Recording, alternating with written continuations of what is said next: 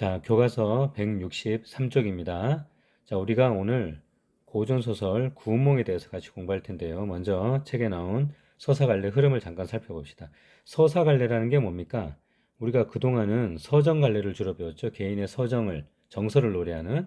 근데 서사갈래는 서술자가 이야기를 하는 것이라고 그러죠. 그죠? 어떤 것을요? 인간의 삶을 구체적으로 보여준답니다. 자, 한마디로 우리 인간의 살아가는 삶을 이야기하는 것이 서사문학이다라고 보면 되겠네요. 자, 이 고전에서는 주로 이런 것들이 있습니다. 여러분들 요건 여기 한번 다 보면서 읽어보길 바랍니다.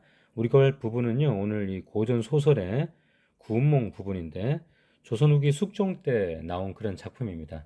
지금도 좋은 평가를 많이 받고 있는 작품인데, 왜냐하면 그 당시 양반 사대부들의 이 고전 소설 작품들 대부분을 보면 어떤 영웅적인 이야기라든가 또는 어떤 뭐 남녀 간의 연애담이라든가 기이한 이야기 뭐 이런 것들을 중심으로 이렇게 쭉 서술되어 있는데, 구운몽은 나름대로 어 굉장히 좀 심오한 그런 어떤 철학을 가지고 있습니다. 삶이라는 게 무엇인가? 이런 것들을 한번 생각해 보게도 나와 있고요. 단순한 일대기적 구성이 아니라 아주 독특하게 꿈과 현실이라는 이원적 구조로 이렇게 되어 있고요.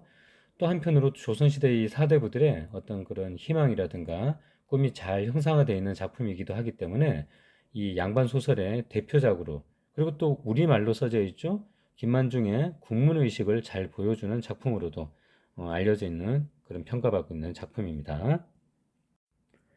이런 양반들의 영웅 소설들을 보면 보통 영웅의 일생이라는 그런 서사 구조가 공통적으로 드러나는데, 다음과 같습니다. 자, 보면 우리가 한번 좀 들어봤겠지만 굉장히 비정상적인 출생을 한다든가 또는 태어나서 굉장히 탁월한 능력을 보입니다. 근데 그럼에도 불구하고 어떤 위기에 빠지고 죽을 뻔하기도 하고 그러죠. 자, 그럴 때 주인공을 돕는 어떤 조력자가 등장합니다. 그래서 이 사람을 생명을 구하고 위기에서 벗어나게 하고 함께 하죠. 그리고 나서는 소설 뒷부분으로 가면 이 주인공이 다시 나라를 구하고 임금을 살리고 다시 한번 승리자가 되어서 소설의 결말을 짓는다는 그런 구성입니다. 일반적인 구성들이 보통 이런 영웅 소설에서 많이 나타나죠. 자, 구운몽에서도 영웅의 일생이라는 그런 서사 구조가 드러납니다. 근데 특이한 거는 꿈 속에서 드러난다는 건데요. 이렇게 꿈이 소설 전반부에 이렇게 많이 나오는 소설들이 있는데요. 자, 이런 걸 보고 우리가 몽자류 소설 또는 몽이롭게 소설 이렇게 얘기합니다. 나중에 공부하다 보면 이건 뭐고 이건 뭐야 하고 막 헷갈리기 때문에 미리 우리가 정리를 하고 들어갑시다. 자, 구운몽 제목 한번 보세요. 이 구자는 아홉 구자입니다. 그리고 운자는 구름 운자고요. 몽자가 바로 꿈 몽자인데, 그래서 제목에 이 꿈몽자가 들어가는 이런 소설들을 보고 몽자류 소설 이렇게 얘기를 합니다. 그럼 몽이롭게 소설은 뭐냐? 자, 이것도 역시 꿈 얘기가 나오는데, 그래서 이 두 개의 공통점은 소설 전반에 꿈 얘기가 나타난다는 거예요. 자, 근데 처음부터 꿈꾸진 않겠죠. 당연히 인물이 처음에 현실에서 시작을 해서 꿈을 꿉니다. 그리고 꿈 얘기가 한참 나오고요. 꿈을 깨겠죠. 그리고 다시 현실로 돌아온다는 그런 구조로 되어 있는 것이 이 둘의 공통점입니다. 자, 이런 구조를 보고 환, 몽, 환몽 구조 이렇게 얘기를 해요. 알아두세요. 자, 그럼 대표적으로 이 몽자리 소설 구운몽을 예를 들 수 있는데요. 여러분, 이 몽유롭게 소설은 운영전이라는 그런 소설을 가지고 한번 얘기를 해봅시다. 여러분 중학교 때 배운 사람도 있을 텐데 인터넷에 한번 찾아보세요. 굉장히 아름답고 슬프고 재밌는 그런 얘기입니다. 자, 여기 아래와 같이 이런 차이점들이 쭉 있는데, 자, 일단 이 몽자리 소설을 보면 꿈과 현실의 관계가 어떠냐? 자, 꿈 따로 현실 따로입니다. 이야기 자체가. 그래서 이 자체 이야기가 독립적이기 때문에 독자적이라고 되어 있고요. 당연히 그렇기 때문에 꿈에서 나오는 주제가 있고 현실에서 나오는 주제가 있습니다. 만약에 구운몽을 예를 들자고 하면 구운몽의 꿈 얘기만 관점으로 이렇게 쭉 본다 그러면 어떤 뭐 인생무상, 뭐 유교적 사상의 실현, 뭐 이런 것들이 꿈 얘기의 주제입니다. 근데 현실을 기준으로 현실 관점에서 본다 그러면 이거의 주제는 어떤 뭐 불심에 대한 또는 불교에 대한 귀 이런 것들이 주제가 되겠습니다. 그래서 꿈, 현실 각각의 주제가 있다라는 거 그런 차원으로 알아두면 되고요. 자, 인물들은 그래서 여기 꿈을 꿔가지고 그 속에서 전혀 새로운 사건, 새로운 인물로 등장을 하고 그래서 그 일을 쭉 겪은 후에 다시 꿈을 깨가지고 원래 모습으로 다시 되돌아온다라는 그런 관점을 취하고요. 그러다 보니까 굉장히 많은 일을 꿈속에서 하고 뭔가 이렇게 화려하게 벌어졌는데 다 그게 꿈에 불과하군. 아무것도 아니군. 헛된 거군. 그래서 일장춘몽, 그런 난가일몽, 이런 성격이 강한 꿈의 모습을 드러내고 있습니다. 우리 일장춘몽, 난가일몽 공부했었죠, 작년에. 다시 한번 찾아보세요. 자, 그래서 꿈을 깼더니 내가 꿈속에서 이런 일을 겪었는데 결국 나한테 이렇게 적용을 할 수 있겠군 하고 뭔가 꿈을 통해 가지고 인생의 깨달음을 얻는다는 이런 식의 구성입니다. 그래서 그걸 잘 보여주는 작품이 이 구운몽이기 때문에 그냥 이 구운몽이 단순하게 어떤 뭐 재미난 얘기 여기서 끝나는 게 아니라 나름대로 내 인생을 돌아보고 인생을 어떻게 살아갈까 이런 생각도 해줄 수 있게 해주는 그런 어떤 철학적인 소설이기도 합니다. 자, 참고로 이거와 대비되는 몽유롭게 소설의 특징들도 알아두세요. 제목이 구운몽인데요. 여기서 이 구라는 것은 아홉 구자죠, 그죠? 이 등장인물이 9명이 등장합니다. 성진이가 나오고요. 그리고 8명의 선녀가 같이 나와서 합해서 9명입니다. 그리고 이 운자, 구름 운자와 꿈몽자 이 두 가지는 사실은 우리가 이 뜬구름 같은 것들 어떻게 보면 구름은 흘러가면 그대로 이렇게 부질없이 다 사라지고 없어지죠, 그죠? 꿈도 마찬가지 아닙니까, 그죠? 자, 그래서 이 운몽은 어떻게 보면 일장춘몽 우리가 알고 있는 그러니까 한바탕의 어떤 꿈처럼 인생에서 누리는 어떤 갖은 여러 가지 일들이나 부귀영화가 정말 구름처럼 꿈처럼 덧없이 사라진다 이런 거를 은연중에 상징적으로 얘기해주는 그런 말들입니다. 자, 그래서 어떤 덧없음을 상징하는 그런 제목이라고 보면 되겠네요. 자, 쌤이 간단하게 줄거리를 미리 얘기를 할게요. 자, 이거 보면 이 우리나라 소설인데도 이 옛날 양반 그 작품들을 보면 중국 배경으로 한 작품들이 많이 있습니다. 자, 이것도 마찬가지로 중국 당나라 때를 배경으로 하는데요. 육간대사라는 어떤 불심도 깊고 내공이 아주 강한 그런 고승께서 나옵니다. 자, 그래서 이제 중국에 와가지고 절을 크게 세우고 제자들 불러 모아가지고 이제 불도를 늘 강론하고 가르치는 거죠.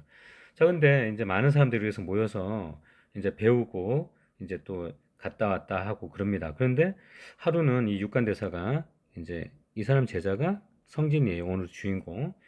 육간대사가 야, 저기 용궁에 가가지고 너 좀 인사차, 안부차 인사를 드리고 와라 해가지고 그 심부름으로 용궁에 가게 됩니다. 이 성진이가. 자, 가니까 용왕이 이제 뭐 굉장히 극진한 대접을 해줬겠죠. 그래갖고, 아유, 이렇게 가면 오랜만에 이렇게 좀 힘들게 왔는데, 이렇게 잘 식사라도 하시라고. 근데 심지어는 이제 술도 권합니다. 이 술은 인간 세상의 술이랑 다르니까, 정말 귀한 술이니까 한 잔 드시라고. 그래서 사실은 이 그 불도를 닦는, 그 승려의 몸으로 술을 마시면 안 되잖아요. 그죠? 자, 그런데 그 권유에 못 이겨갖고 이 사람이 술을 몇 잔 마시고 돌아옵니다. 성진이가.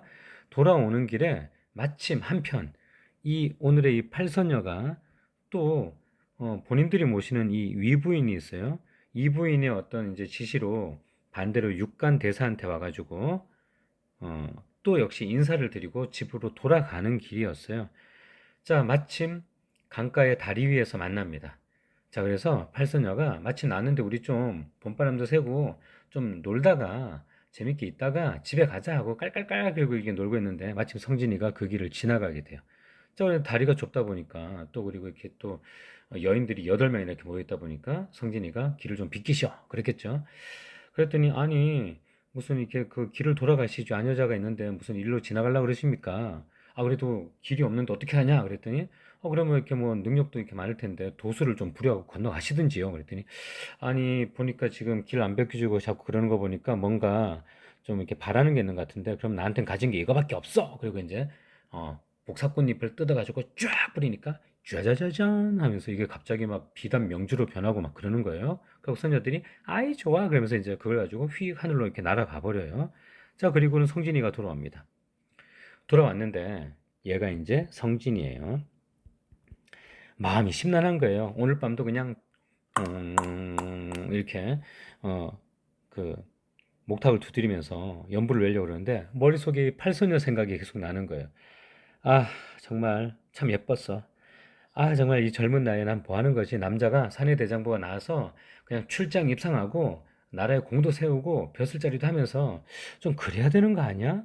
아, 근데 이게 이렇게 방에 처박혀갖고 이렇게 불도나 닫고 있다니 하면서 이제 딴 생각이 막 나기 시작합니다. 그러다가 아유, 내가 지금 무슨 생각하는 거야? 무슨 생각하는 거야?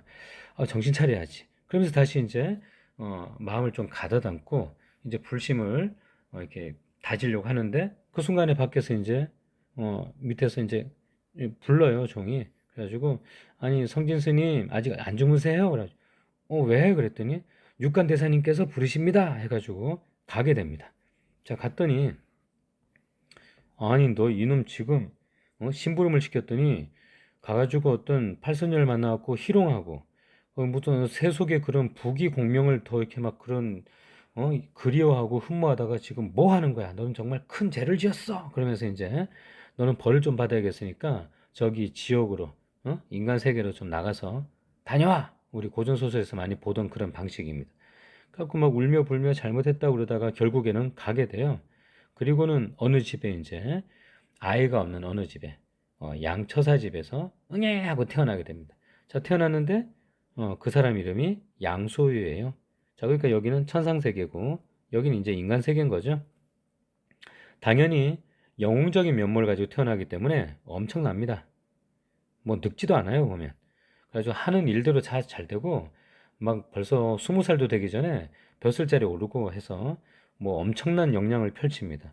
자, 그런데 그 꿈 얘기가 이 소설에 굉장한 한뭐 100%라면 한 80% 가까이는 꿈 얘기입니다, 사실은. 그리고 꿈 얘기만 보면 일반 통속 소설과 다를 바 없이 굉장히 뭐 이렇게 그 화려한 어떤 그런 면모를 자랑하고 있어요. 이렇게 막 전쟁터에 나가기만 하면 이기고 온갖 벼슬을 하면서 아주 유능한 그런 능력을 펼치고 또 여러 여인들을 만나는데 다 전부 다 같이 마음이 맞아가지고 같이 살게 됩니다.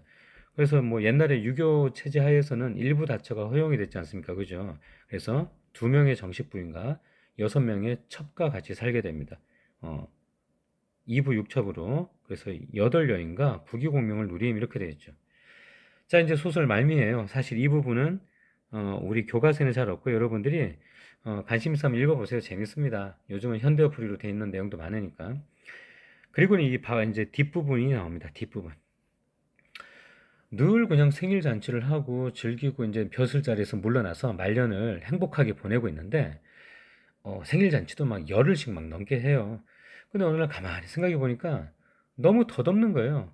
이렇게 뭐 놀고 먹고 쉬고 그러는데 인생이 이게 다란 말인가? 그러면서 이렇게 허망함을 느낍니다. 그래서 이 여덟 명의 아내를 불러가지고 내가 생각을 해봤는데 내가 옛날부터 그래도 불도를 많이 이렇게 그 수행을 하고 닦아서 난 그쪽에 관심이 있고 그 인생이 좀 이런 건 아닌 것 같아. 너무 허망한 것 같아. 그래서 나는 이렇게 좀 불심을 가지고 불도에 기이할 그런 생각이 있다. 그랬더니 막 여덟 선녀도 여덟 아내죠. 아내도 정말 좋은 생각이시라고 하기에 찬성을 막 해요.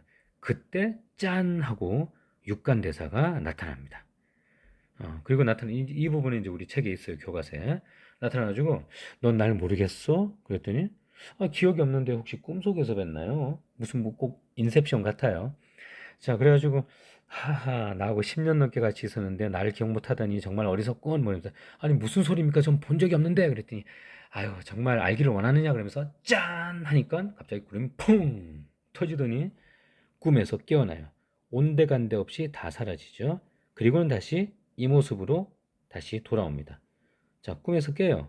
깨봤더니 아까 막 어떤 세속의 부귀영화를 흠모하다가 내가 이러면 안 되지 하고 다시 불도를 닦으려는 그 순간에 잠이 들은 거야. 그러니까 잠이 들은 거예요. 그리고는 꿈이었고요. 그리고는 꿈에서 깹니다. 그래가지고 이게 뭐란 말인가 하고 나서 이제 막 육관대사한테 다시 가죠.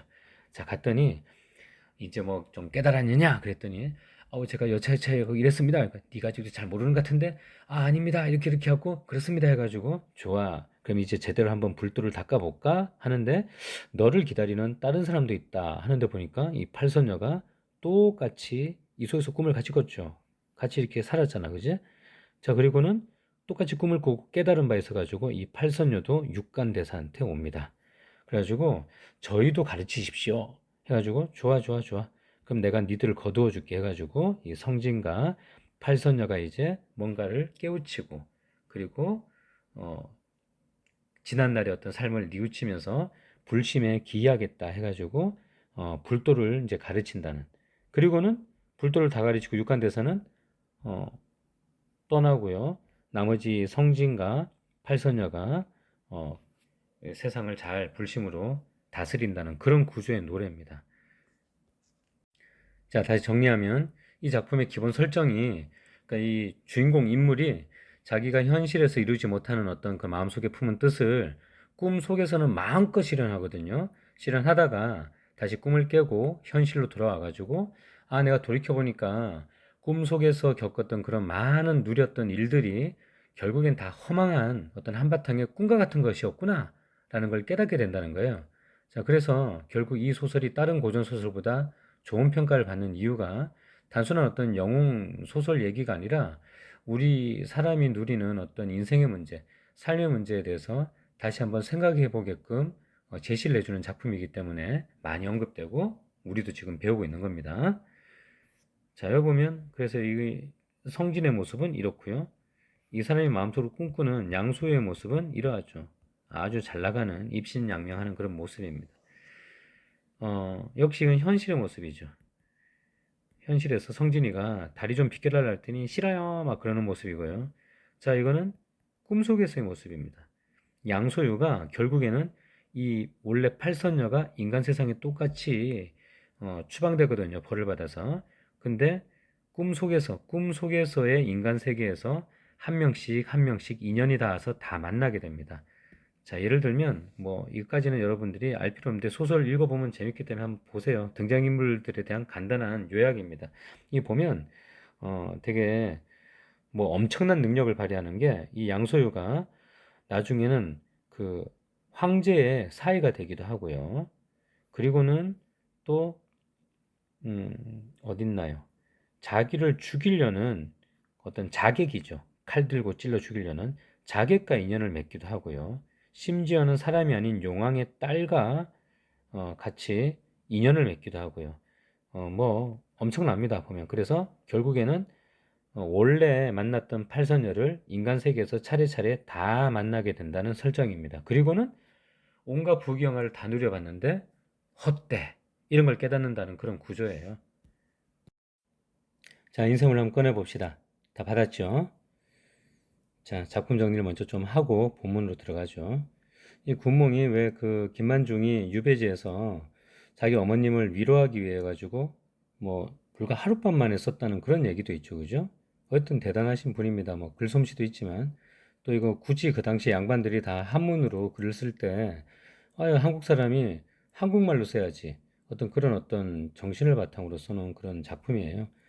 분량이 조금 있습니다. 근데 재밌어요. 한번 읽어보세요, 나중에. 아까 얘기했죠? 몽자리 소설이고요. 구운 몽이니까.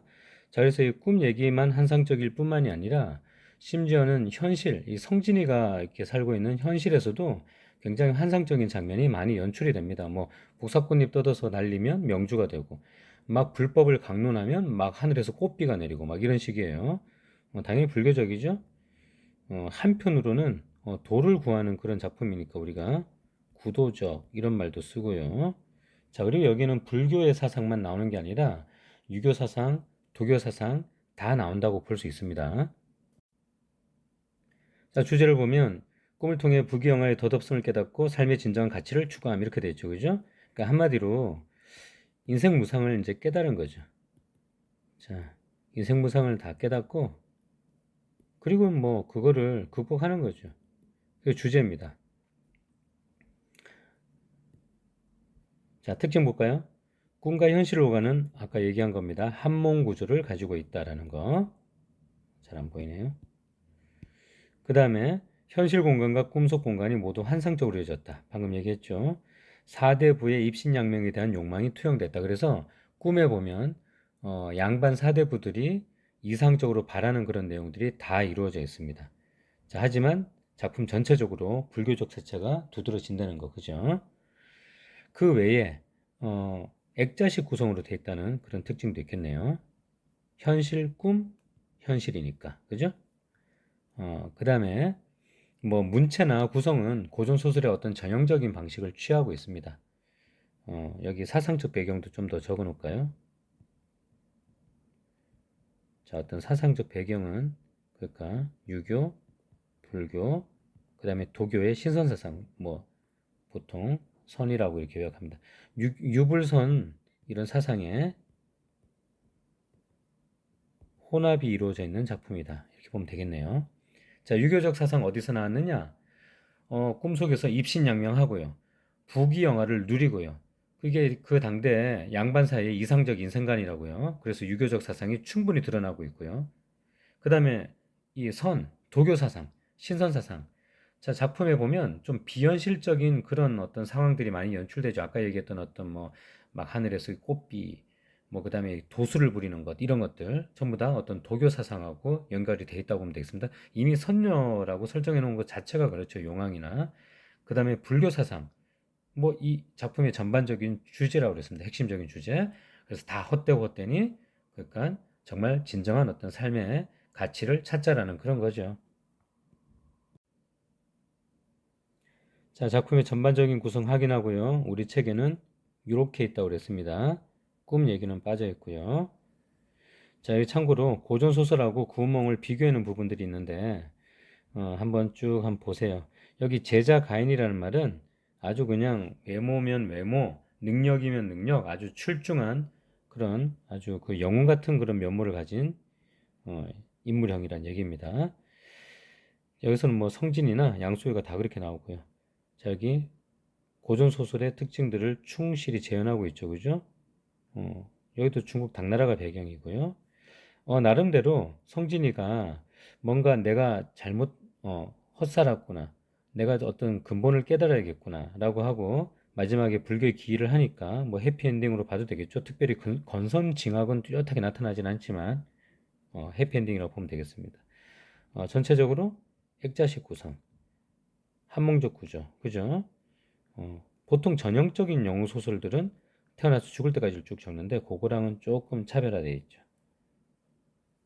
자, 이 한문 구조 다시 한번 계속 나오지만 기억해 두고요. 인쇄물 오른쪽 위에 제목의 의미 보세요. 아까 얘기했던 부분인데 다시 한번 정리가 되어 있죠.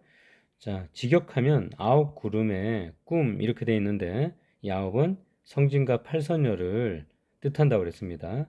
그리고 구름운이나 꿈몽처럼 다 더덥고 허무한 그런 의미로 이 구름과 꿈의 단어가 쓰였습니다.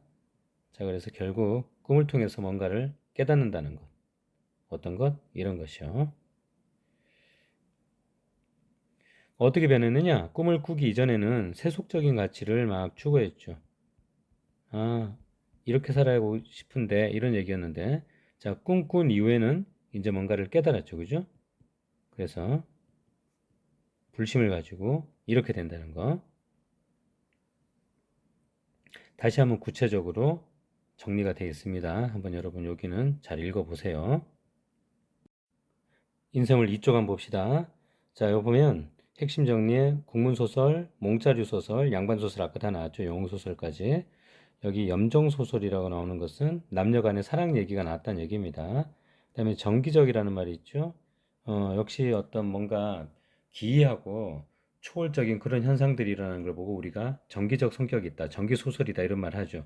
여기도 뭐 육간대사나 성진의 어떤 행동을 통해서 충분히 잘 드러나고 있습니다.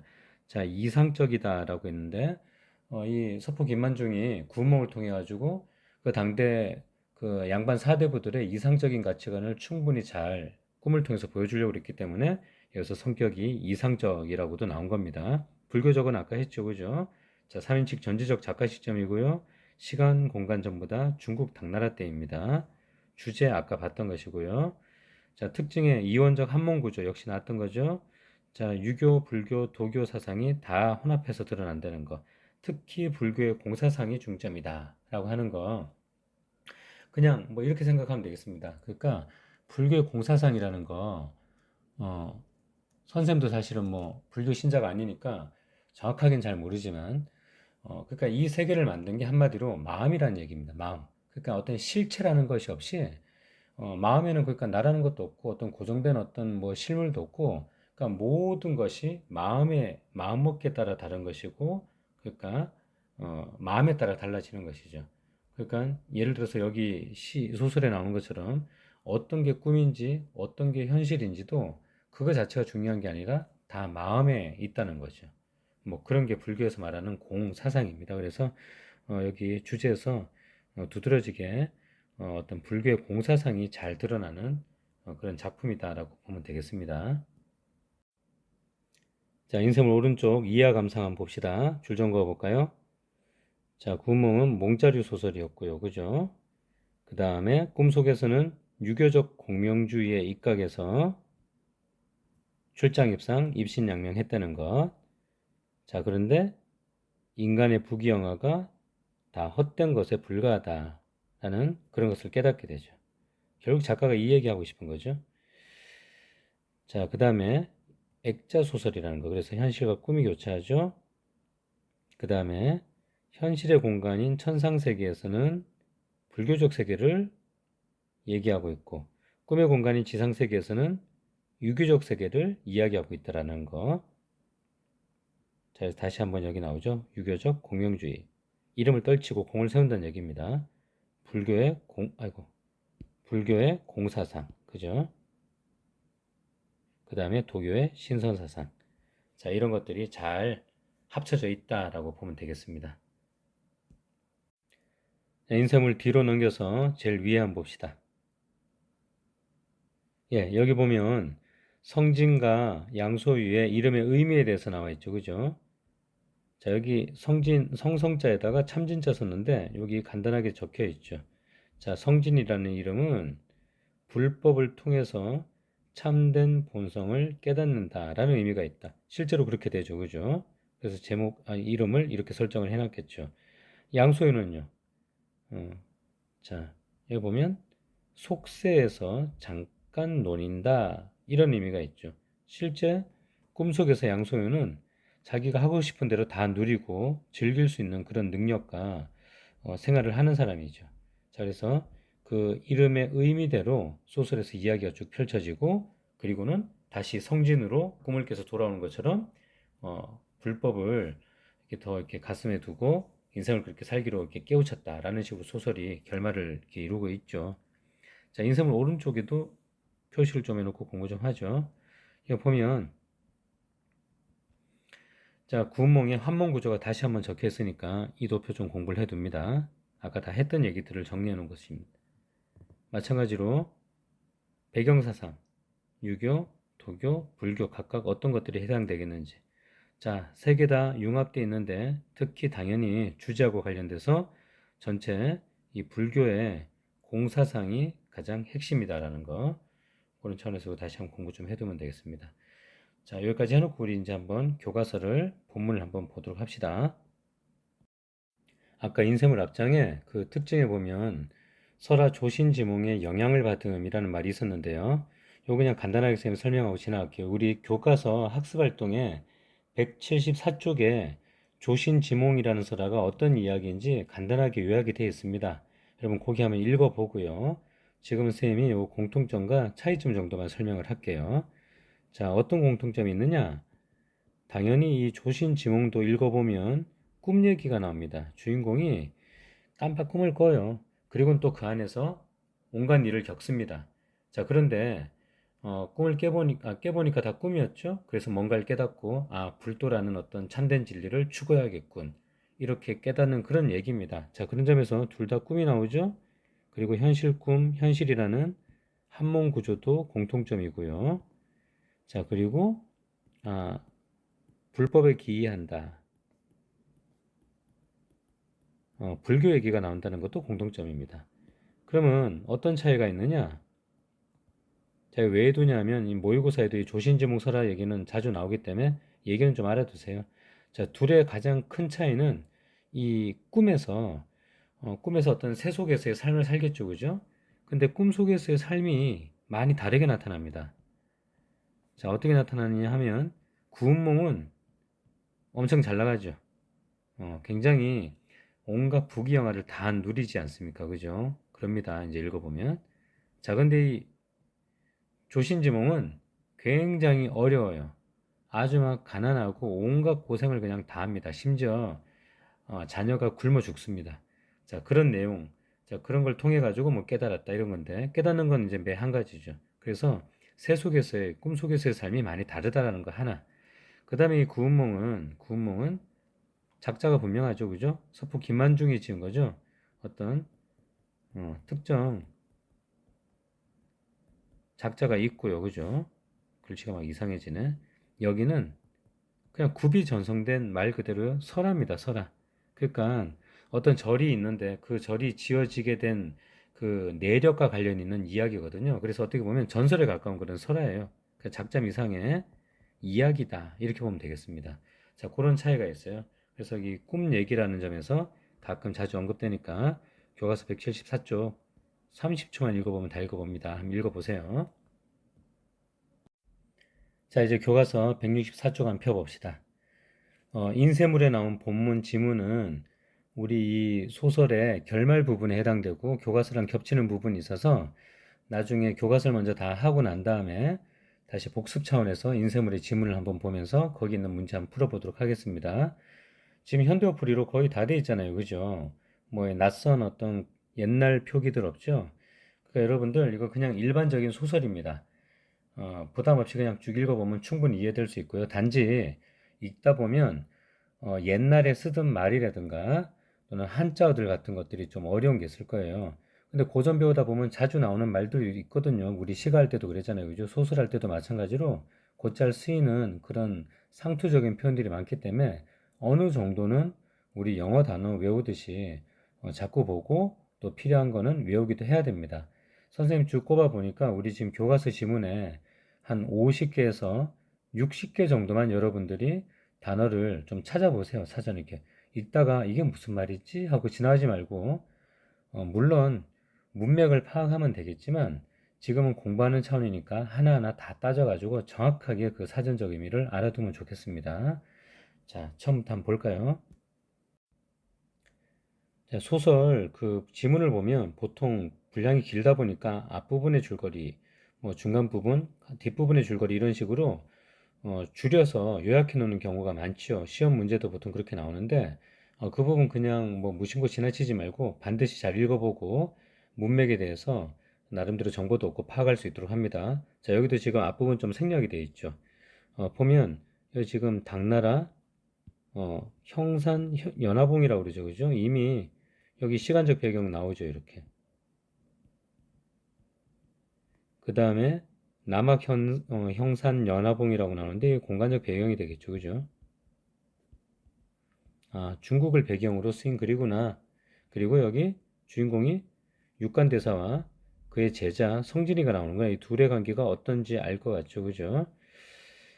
팔선녀도 같이 다 나옵니다. 마침 둘이 각각 서로 용왕에게 인사드리러 가고 또 팔선녀는 육간대사에게 인사드리러 갔다 오고 그러다가 오는 길에 마주치는 겁니다. 이 팔선녀가 쭉 가다가 야, 우리 아직 시간도 이른데 아직 햇빛이 저물지 않았으니까 좀 저기 연화봉 위에 이렇게 다리에 올라서 좀 이렇게 그 우리가 쉬면서 즐기면서 놀다가 가가지고 우리가 좀 놀았던 거 좀 자랑도 하고 그러면 되게 유쾌하지 않겠어? 하고 이렇게 막 그러다가 이렇게 먼저 쉬게 돼요. 마침 이제 용왕에게 대접을 받고 성진이가 집에 돌아가는 길에 그 길을 지나치게 되죠. 그리고 그 장면부터 이제 이 교과서에 언급이 되어 있는 겁니다. 본문이 완전히 현대어풀이가 다 되어 있기 때문에 어려운 말 특별히 없으니까 잘 따라서 한번 여러분들 문맥을 파악해 보세요. 자, 성진이가 이제 용왕에게 인사로 드리러 간 그런 상황이에요. 성진이 동정호에 이르러 물결을 헤치고 수정궁에 들어가니 용왕이 크게 기뻐하며 몸소 공 밖에 나아가 맞이하였다. 굉장히 막 기뻐하면서 맞이하죠. 그죠? 그래서 성진이를 높은 자리에다 앉힙니다. 그 정도로. 그리고 진찬을 갖추었다 그러죠. 여기 진찬 좀 나오죠? 아주 그냥 음식을 각별하게 아주 특별하게 접대하고 있는 거죠. 자주 나오는 단어입니다. 좀 알아두세요. 자, 그렇게 융숭하게 대접을 해서 심지어는 이제 술도 권하죠. 자, 손수 잔을 들어서 권하자 성진이가 일단은 거절을 합니다. 술은 마음을 흐리게 하는 것입니다. 불가에서는 경계하는 것입니다. 자, 이 단어도 알아두세요. 경계, 주의하고 조심한다는 얘기죠. 자, 그래서 저는 이거 마시지 못합니다 하고 자, 권하는 걸 거절하고 있죠. 성진이가 1차적으로. 자, 근데 용왕이 다시 권하죠. 아유, 이 술은 인간의 그런 광약과는 달라서, 그죠? 인간의 사람이 술만 마시면 그냥 막 사람을 미치게 하는 그런 일반적인 술과는 달라가지고 오히려 기운을 화창케 하고 마음을 방탕하게 하지 않으니까 이 술은 마셔도 됩니다 하고 그냥 다시 재차 권유합니다. 그죠? 자, 그랬더니 성진이가 그거를 차마 거절하지 못하고 잇따라 석잔을 기울였다. 뭐 하고 있어요? 자기 말로 이 파괴를 하고 있는 거죠. 지금 파괴를 하고 있어요. 자, 그래서 불법을 어기고 있는 거죠.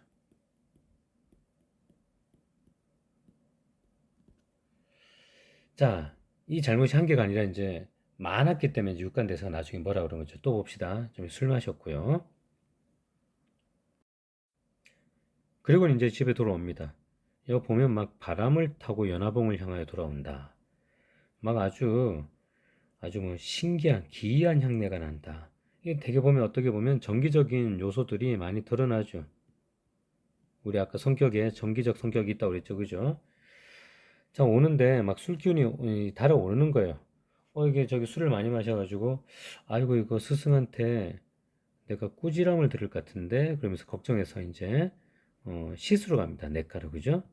낯을 씻는데, 갑자기 향이 쭉 나는 거죠. 이게 무슨 향이란 말인가? 그러면서 이제 살펴보게 되죠.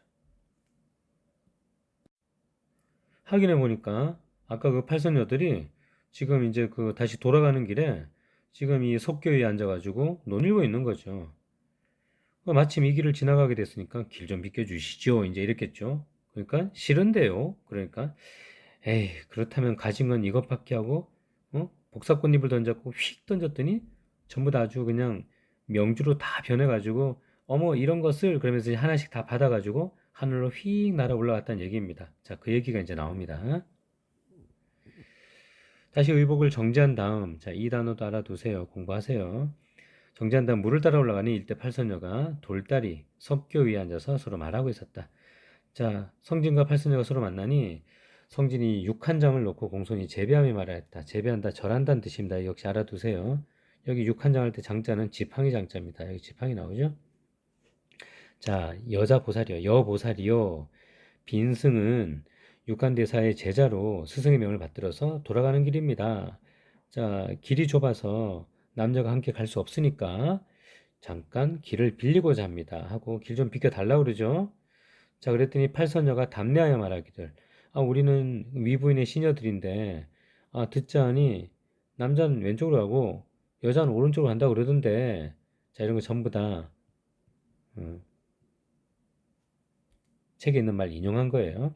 자, 그랬는데 이 다리는 좁고 저희가 먼저 앉았으니까 도인의 말씀이 옳지 않습니다. 다른 길로 가세요 하고 안 비켜주고 있죠.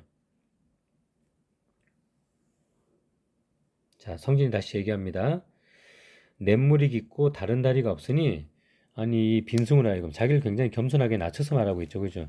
빈승을 하여금 어느 길로 가라고 하십니까? 자, 팔선녀 뭐라 그래요?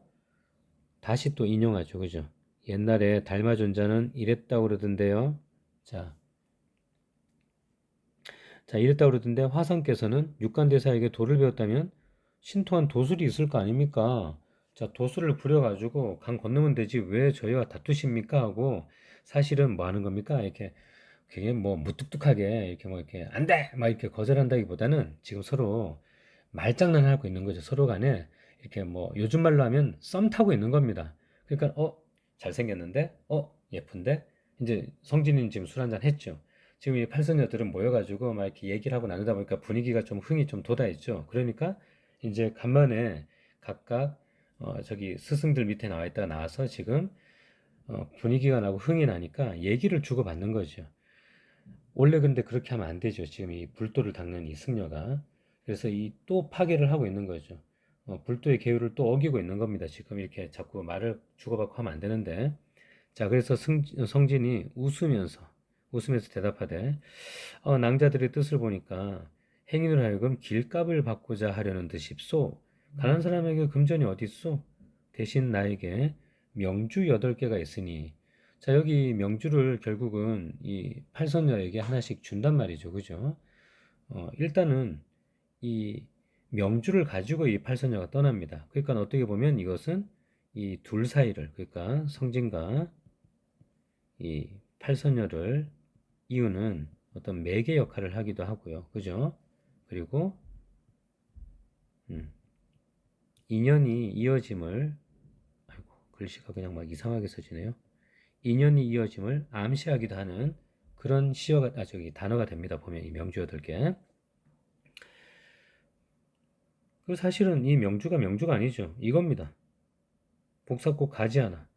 그러니까 이 복사꽃잎이 휙 변해가지고 명주가 되는 거예요. 비단 명주가. 그러니까 역시 뭡니까? 굉장히 정기적인 성격이 드러나고 있죠. 기이한 일들이 지금 벌어지고 있는 거예요. 우리가 성격을 아까 적을 때 환상적이다 이렇게도 적었어요. 그죠? 이 명주 8개. 그러니까 나중에 꿈속에서 인간 세계에서도 서로 간에 어떤 부부의 연을 계속 맺게 되죠. 그죠? 그래서 서로 간에 인연을 얘기하는 그런 상징적인 단어니까 좀 기억을 해두려고 합니다. 선생님 지금 조금 착각을 해갖고 계속 잘못 말했는데 여기 주자 보니까 다시 보니까 구슬 주자네요. 구슬 주자. 비단이 아니라 그러니까 아주 옥구슬 같이 요즘 말로 하면 어떤 보석 장신구 같이 그런 빛나는 구슬이라고 보면 되겠습니다. 자, 이것을 이제 받고 얘네들이 떠나죠. 근데 성진이 어떻게 하나 보세요. 계속 웃으면서 막 여자들하고 얘기하고 있었죠. 불도를 닦는 이승연한테 하면 안 되는데.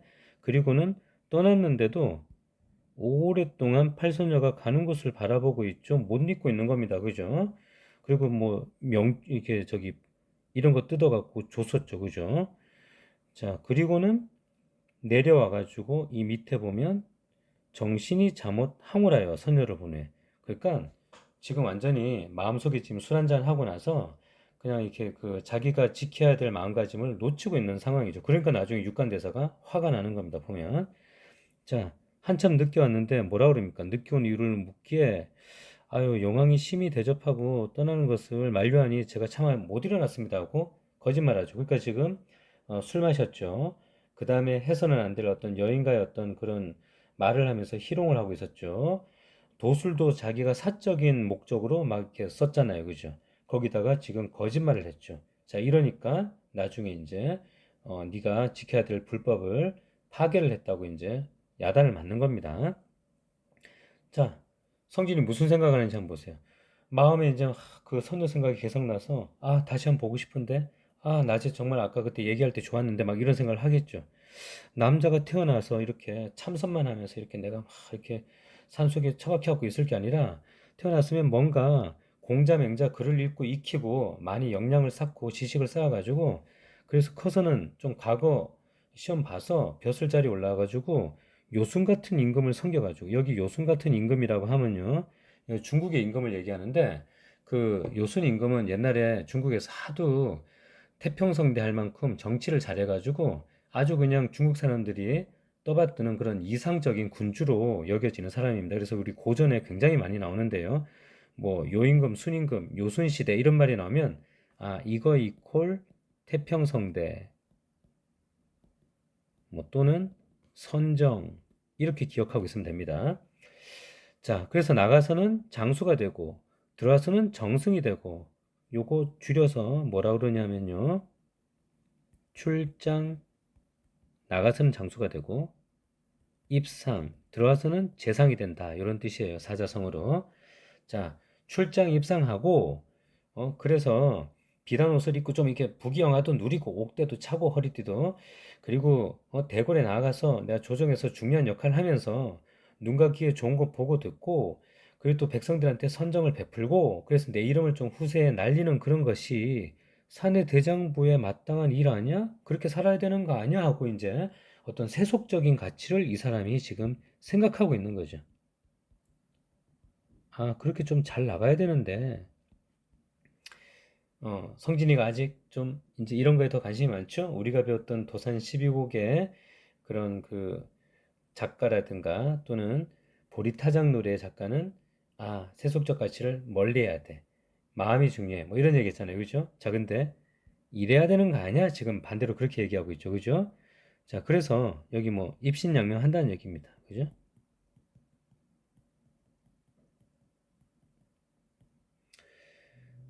자, 그렇게 해야 되는데 우리 부처의 법문은 한 바리떼의 밥과 한 병의 물과 두억 원의 경문과 108염주뿐이니 사실 불교에서 말하는 건 뭡니까? 비워야 돼. 마음을 비워, 욕심을 비워, 다 마음을 지켜야 돼. 이런 걸 얘기하잖아요. 그죠? 자, 근데 지금 오히려 이거는 가치 없고, 그죠? 여기 불교에서 말하는 겁니다.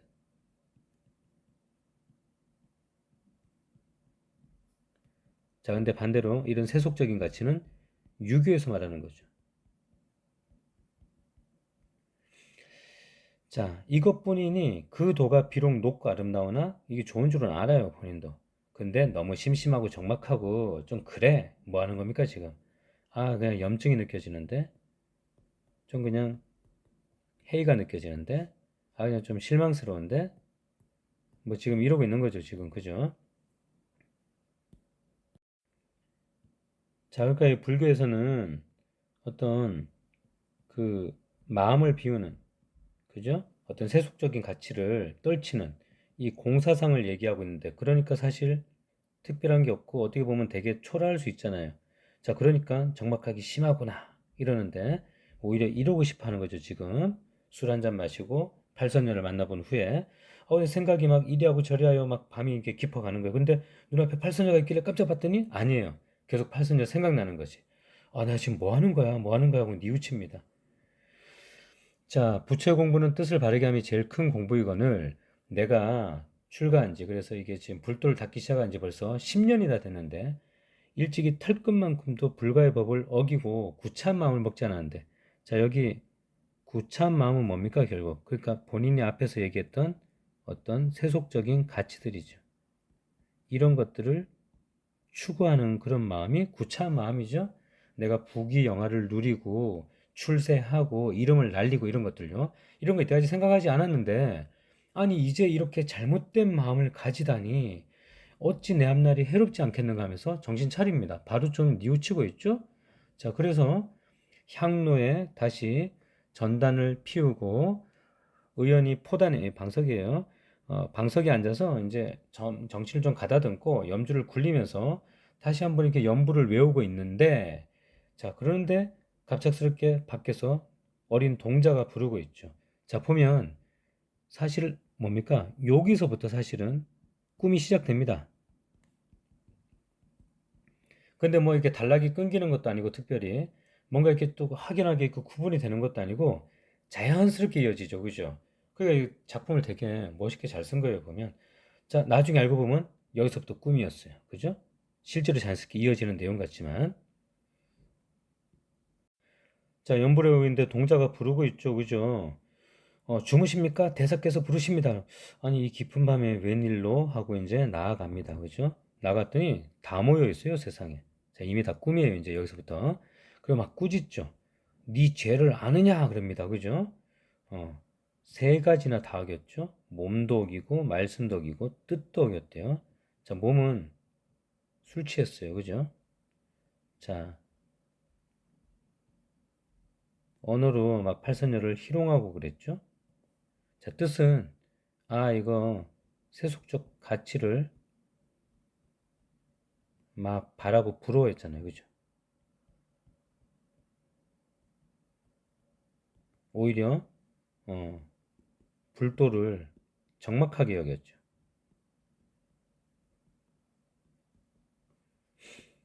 자, 저는 제 죄를 모르겠습니다. 그랬더니 너 세 가지나 잘못했어. 여기 다시 다 나오죠? 술에 취하고 언어로 수작하고 그리고도 세상의 부귀를 흠모하고 불가의 적막함을 싫어했잖아. 한꺼번에 다 잘못했어 라는 얘기를 지금 하고 있는 거예요. 자, 그랬더니 이 뒤로 아유, 한 번만 봐주십시오. 제가 특별하게 그렇게 아주 중한 죄를 지은 것도 아닌데 그래서 막 울며 불며 막 난리가 나는데 결국에는 야, 너 내려가서 똑바로 해. 만약에 정말 여기를 바란다면 내가 직접 너 다시 데려올 거고 어쨌든 네가 한번 경험해 봐야 되지 않겠어 하고 지옥으로 보내죠. 그리고는 인간 세상으로 추방이 됩니다.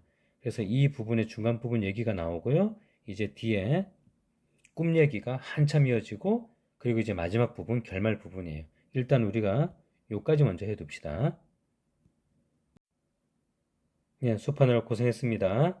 예, 다음 시간에 계속 이어서 합시다.